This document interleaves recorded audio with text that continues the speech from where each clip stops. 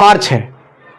बीते दिनों इंस्टाग्राम पे एक वीडियो के माध्यम से हमने एक पोस्ट किया था, एक रील डाली थी, जिसके अंदर आप सबके तमाम जो सवाल हमारे से थे कि भैया आने वाले लोकसभा इलेक्शन में आप किस सीट से चुनाव लड़ने वाले हैं। यह आपका पहला सवाल। दूसरा कि भैया आप किस नेता का समर्थन करेंगे, आने वाले लोकसभा इलेक्शन के अंदर आप किस नेता का समर्थन करेंगे। उसके बाद आपके बहुत सारे तमाम सवाल थे कि भैया हम किसको वोट डालें, सब लोग बिखरे हुए हैं, हम किसको समर्थन करें। तो उन तमाम सवालों के जवाब देने आपके समक्ष हूं। उससे पहले ये वीडियो उन तमाम लोगों के लिए बहुत इंपॉर्टेंट होने वाला है, जो वीडियो जो समानतावादी है, जो न्याय पसंद लोग हैं, जो संघर्षशील लोग हैं, जो बेहद ईमानदार लोग हैं, जो संविधानवादी हैं, जो सबसे बड़ी बात अंबेडकरवादी हैं, जो फूले, शाहू, पेरियार, ललई, अंबेडकर और मान्यवर कांशीराम साहब की विचारधारा को बढ़ाने वाले लोग हैं। उन तमाम लोगों के लिए वीडियो बहुत और बहुत जरूरी और बेहद इंपॉर्टेंट होने वाला है, बेहद खास होने वाला है। साथियों, सबसे पहले मैं आपको लेके चलता हूं बीती 23 जुलाई 2023 को। आपको यह तारीख याद होगी जिस तारीख को हमने डॉक्टर बाबा साहेब अंबेडकर की जन्मस्थली मध्य प्रदेश के महू से एक संकल्प की शुरुआत की थी, जिसका नाम था बहुजन जागो मार्च, और जिसका उद्देश्य था बहुजन नेताओं साथ में आओ, क्योंकि हम अच्छे से जानते हैं कि बिखरा हुआ समाज कभी शासक नहीं बन सकता है। इस बात को चीखते हुए, इस बात को चिल्लाते हुए, पैदल पैदल पैदल पैदल, गर्मी, धूप, बारिश, ठंड में हम लोग पैदल पैदल महू, इंदौर, देवास, सीहोर, सोनकच, भोपाल, विदिशा, खुरई, ललितपुर, झांसी, डबरा, दतिया, ग्वालियर, मुरैना, धौलपुर, आगरा, हाथरस, अलीगढ़, औरैया, फिरोजाबाद, बुलंदशहर, उसके बाद मेरठ, हापुड़, गाजियाबाद, उसके बाद भारत की राजधानी के दिल्ली जंतर मंतर आने वाली बीती 26 नवंबर को हमने बहुजन एकता संकल्प महारैली का आयोजन किया। तमाम नेताओं को खुले मन से हम लोगों ने आवेदन किया, लेकिन जनता वहां तक पहुंची, लेकिन शायद कोई भी नेता इस बात का समर्थन नहीं कर रहा था। एक नौजवान अपने घर से बाहर क्यों निकला था, यह बात आपको समझने की जरूरत है। दलित पॉलिटिक्स के लिए वीडियो बेहद खास होने वाला है, क्योंकि आज उन तमाम बातों पर चर्चा करूंगा जिनके सवाल आप अक्सर मुझसे पूछते हैं, और आज बिल्कुल उन तमाम पत्तों को आपके सामने खोल के रखूंगा कि मैं कहीं से चुनाव लड़ रहा हूं या नहीं लड़ रहा हूं, या मैं किस नेता का समर्थन कर रहा हूं, या किस नेता को आपको वोट करना चाहिए। साथियों, सबसे पहले बात कर लेते हैं डॉक्टर बाबा साहेब अंबेडकर की। डॉक्टर बाबा साहेब अंबेडकर ने भारत का संविधान बनाया बड़े त्याग, समर्पण, बलिदान के साथ। डॉक्टर बाबा साहेब अंबेडकर ने हमें वोट का अधिकार दिया, जिस वोट की वजह से डॉक्टर अंबेडकर ने कहा कि अब रानी के पेट से राजा पैदा नहीं होगा, अगर पैदा होगा तो वोट से, बैलेट से पैदा होगा। डॉक्टर बाबा साहेब अंबेडकर की बात को, उस कारवां को आगे बढ़ाते हुए बाबा साहेब अंबेडकर ने अपने 4 बच्चों की कुर्बानी दी इस समाज के लिए, शोषित, वंचित, पीड़ित समाज के लिए, दलित समाज के लिए, ताकि ये स्टेबल हो पाए, ये खड़ा हो पाए। उनके उस कारवां को, उनके उस मूवमेंट को मान्यवर कांशीराम साहब ने अपना घर, परिवार, अपना सुख चैन सब कुछ त्याग कर 5 प्रतिज्ञाओं के साथ कि मैं कभी घर नहीं जाऊंगा, मैं कभी शादी नहीं करूंगा, मैं किसी की खुशी में नहीं जाऊंगा, मैं किसी की कमी में नहीं जाऊंगा, मैं कोई बैंक बैलेंस नहीं रखूंगा, मैं कोई धन संपत्ति नहीं रखूंगा। इन तमाम प्रतिज्ञाओं के साथ मान्यवर कांशीराम साहब ने अपने आप को भट्टी में आग की तरह झोंक दिया, इस मूवमेंट को आगे बढ़ाने के लिए, दलित पॉलिटिक्स, बहुजन पॉलिटिक्स को स्टेबल करने के लिए। लेकिन आज उनके कारवां को बढ़ाने वाले, उनके नाम लेने वाले तमाम नेता अलग अलग बटे हुए हैं।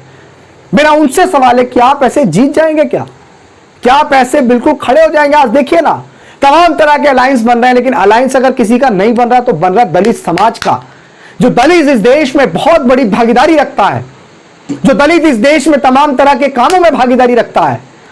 जिस दलित समाज से आने वाले थे मान्यवर कांशीराम साहब, सामाजिक परिवर्तन के सबसे बड़े पुरोधा, जिस समाज से आने वाले थे डॉक्टर बाबा साहेब अंबेडकर, जिन्होंने भारत देश का संविधान लिखा, आज उस संविधान के ऊपर तलवार मंडरा रही है। आज वो संविधान खतरे में है।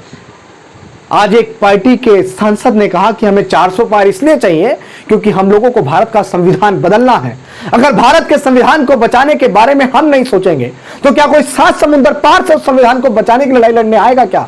जिन नेताओं को, जिन नेतृत्वकर्ता को हम जिम्मेदारी देते हैं, वो नेतृत्वकर्ता अपने घर, अपने परिवार, अपने सुख, अपनी संपत्ति में मस्त है। कुछ लोग अपने काफिलों में मस्त हैं, कुछ लोग अपने घमंड, अपने अहम में मस्त हैं। क्या ऐसे दलित समाज आगे बढ़ पाएगा? क्या ऐसे उसकी पॉलिटिक्स आगे बढ़ पाएगी? क्या इस समाज के अंदर इतने मजबूत नेता नहीं है कि वो एकजुट होकर इस देश के प्रधानमंत्री बन सके?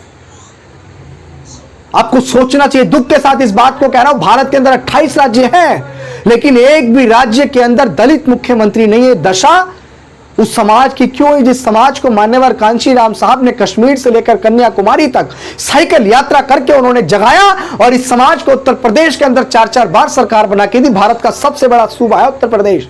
आपके पास 206 सीटें हुआ करती थी। मैं किसी एक पार्टी की नहीं बात कर रहा हूं, समाज की बात कर रहा हूं, क्योंकि पार्टी किसी एक नेता से नहीं, पूरे समाज से मिलकर बनती है, पूरे समाज के जज्बातों से मिलकर बनती है। आज अगर मैं बेसिकली एक उस पार्टी की बात करूं तो वो भी एक सीट पर सिमट कर रह गई है।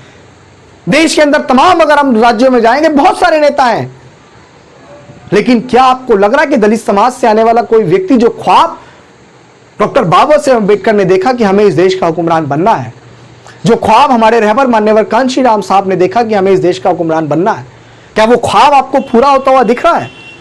बहुत सारे लोग मुझसे कहते हैं कि भैया आप किसी पार्टी का समर्थन क्यों नहीं कर रहे हैं, भैया आप किसी नेता के साथ क्यों नहीं लग रहे? यार किसके साथ लगे, किसके साथ लगे? सब लोग तो अपनी अपनी चीजों में मनमस्त हैं। कोई अपने घमंड को, अपने अहम को इस मिशन के लिए तोड़ने के लिए तैयार नहीं है। मिशन ज्यादा जरूरी है, आपका अपने खुद का अहम ज्यादा जरूरी है। मिशन ज्यादा जरूरी है, परिवार ज्यादा जरूरी है। मिशन ज्यादा जरूरी है, आपका डर ज्यादा जरूरी है। ये मिशन, ये कारवा ज्यादा जरूरी है, या आपकी धन संपत्ति, आपका परिवार, आपका अहम, आपका घमंड ज्यादा जरूरी है? हम किसका झंडा उठाएं? अगर एक पार्टी का झंडा उठाएंगे तो दूसरी पार्टी वाले बुरा मान जाएंगे, दूसरी पार्टी का झंडा उठाएंगे तो तीसरी पार्टी के लोग बुरा मान जाएंगे। दलाल, निकम्मे और तमाम तरह की चीजें एक साथ जुड़ जाती हैं। जिसके साथ लग जाए उनके समर्थकों के लिए अच्छा, और जिसके साथ ना लगे उनके लिए बुरा। अब हम चिढ़ तो नहीं सकते हैं, हम फट तो नहीं सकते, हम कई भागों में तो नहीं बढ़ सकते हैं। काम तो तमाम नेता बहुत अच्छा कर रहे हैं, आखिर अभिषेक किस पार्टी का समर्थन करें? हम हमेशा से कहते हैं कि अभिषेक, मैं आपको पहले सवाल का जवाब दे रहा हूं, बड़े ध्यान से आप सुनना। वर्तमान समय में दलित पॉलिटिक्स को बचाने की लड़ाई है। इससे बुरा क्या होगा कि तमाम तरह के गठबंधन बन रहे हैं और दलित पॉलिटिक्स को सारे गठबंधन नकार रहे हैं। यार क्या ये समाज इतना कमजोर हो गया? आंखें खोलनी चाहिए आप लोगों को, यह दर्द महसूस करना चाहिए कि जिस दलित समाज की कभी 206 सीटें हुआ करती थी उसके नेतृत्व में आने वाली सरकार की आज कोई भी गठबंधन उसको लेने को तैयार नहीं है। सब लोग बहुत कम आंक रहे हैं। बिखरे हुए लोगों को लोग कम ही तो आंकते हैं। बिखरे हुए लोगों का कहाँ मोल भाव लगता है? एक अंगूर लेने चले जाइए आप, अगर बिखरा हुआ होगा तो उसकी कीमत कम होगी और गुच्छे में होगा तो उसकी कीमत ज़्यादा होगी। तमाम महापुरुषों ने बताया कि एकता में बल है, यूनिटी इज मोस्ट पावरफुल, लेकिन हम लोग यूनिटी नहीं बना रहे साथियों। लेकिन क्या करें, कुछ तो करना पड़ेगा ना, कुछ तो करना पड़ेगा साथियों। मेरी इस बात को आप लोग गांठ बांध लेना। सबसे पहले अगर आपको भारत के संविधान को सुरक्षित रखना है तो किसी एक पार्टी की कट्टरपंथी आज छोड़नी पड़ेगी, किसी एक नेता की कट्टरपंथी आज आपको छोड़नी पड़ेगी। एक दूसरे पे वाद विवाद करना आज आपको छोड़ना पड़ेगा। इस बात को गांठ बांध लीजिए साथियों। आपका पहला सवाल था, मैं उस पे आ रहा हूं। आपका पहला सवाल था कि अभिषेक जाटव किस लोकसभा सीट से चुनाव लड़ेगा। तो अभिषेक का तो एक ख्वाब है कि बहुजन नेता साथ में आ जाए। मुझे क्या जरूरत है घर से बाहर निकलने की? बहुत सारे लोग समाज की लड़ाई लड़ रहे हैं। मैं आज भी अपने उस मिशन, अपने उस मूवमेंट पे प्रतिबद्ध हूं, वचनबद्ध हूं कि बहुजन नेता एकजुट हों। अगर हम लोग सामाजिक परिवर्तन की बात कर रहे हैं तो दलित समाज का परिवर्तन आप देखिए गर्त में है साथियों। अभिषेक जाटव किस लोकसभा सीट से चुनाव लड़ेगा? आपका पहला सवाल, उसका जवाब दे देता हूं।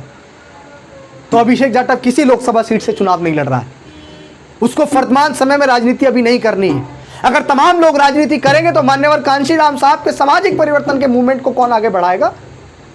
राजनीति करने के लिए बहुत सारे लोग हैं। वर्तमान समय में अभिषेक जाटव किसी भी लोकसभा सीट से चुनाव नहीं लड़ रहा है। Now I am not elect the member of parliament election.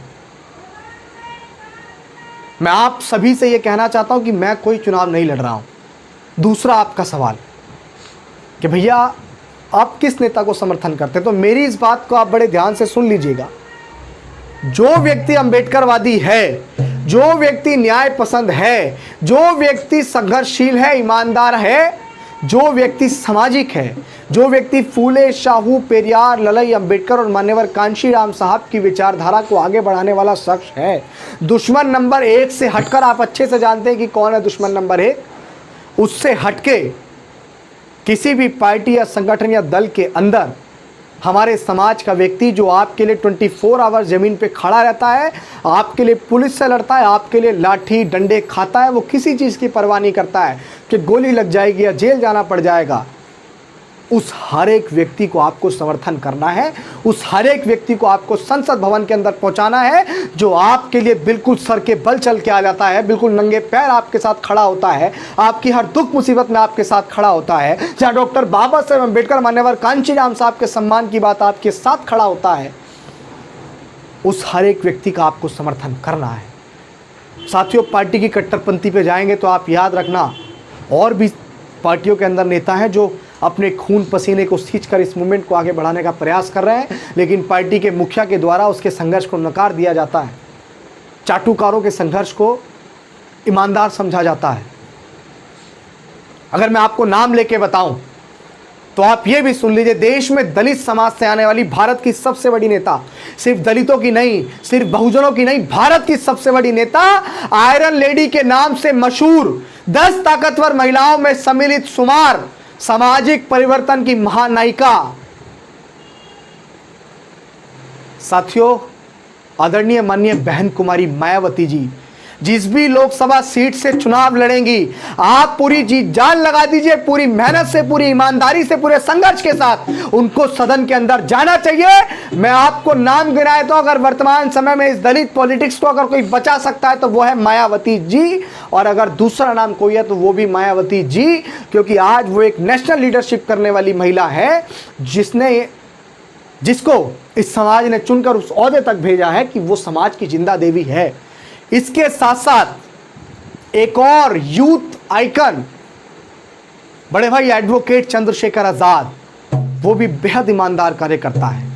ऐसे संघर्षशील मेहनत का उस व्यक्ति को सदन के अंदर पहुंचना चाहिए।